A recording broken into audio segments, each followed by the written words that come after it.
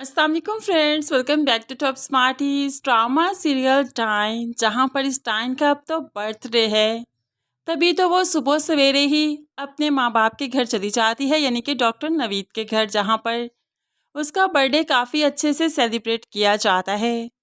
तो फिर रात को जवार शाह को भी बता देती है कि आज मेरा बर्थडे है। तो जवार शाह भी काफ़ी खुश होता है, उसको लेकर डिनर पर भी चाहता है। दोनों काफ़ी अच्छा टाइम गुजारते हैं।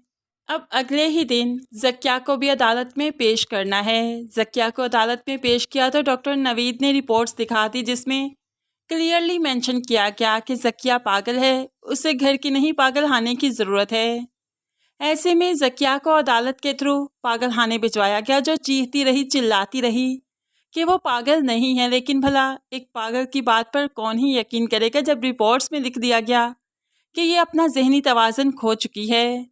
जवार शाह अपनी बहन की वजह से काफ़ी परेशान है, क्योंकि वो जो तगोदो कर रहा था अपनी बहन को घर लाने के लिए, ना कि उसे पागल खाने पहुंचाने के लिए। जकिया को ऐसा लगता है जैसे निहाल उसे मार देगी, उसके पास आ रही है।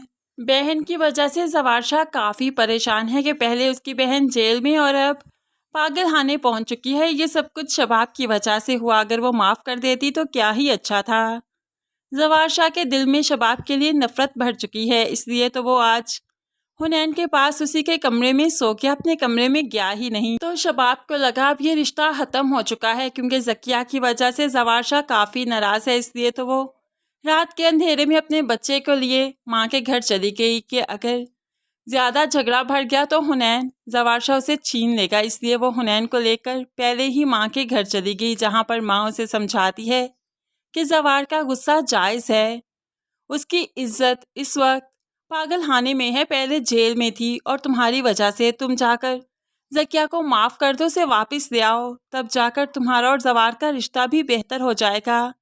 मेरे पास आने की हमाकत मत करो, तुम्हारा घर बर्बाद हो जाएगा। माँ की बातें सुनी तो ना चाहते हुए भी यहाँ पर शबाब वापस आ गई और आकर ऐलान किया कि वो जकिया को माफ़ कर चुकी है, जकिया को वापस लाया जाए।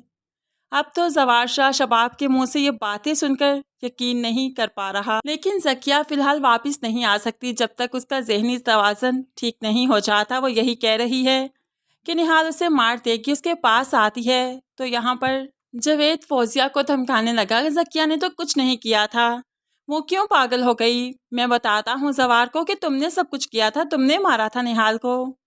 फौजिया को तो अपनी जान की फिक्र पड़ गई, इसलिए वो जवेद को रोकती है कि ऐसा मत करो, मत बताओ उसे, मैं कोशिश कर रही हूँ, जकिया घर आ जाएगी, उसका जहनी तवाज़ुन ठीक हो जाएगा। लेकिन जकिया का जहनी तवाज़ुन ठीक हो ना हो, यहाँ पर फौजिया ज़रूर अपना जहनी तवाज़ुन खो बैठेगी। होप सो इसे पैरालाइज अटैक हो जाए और इस तरह से दोनों बहनें कहीं की नहीं रहेंगी।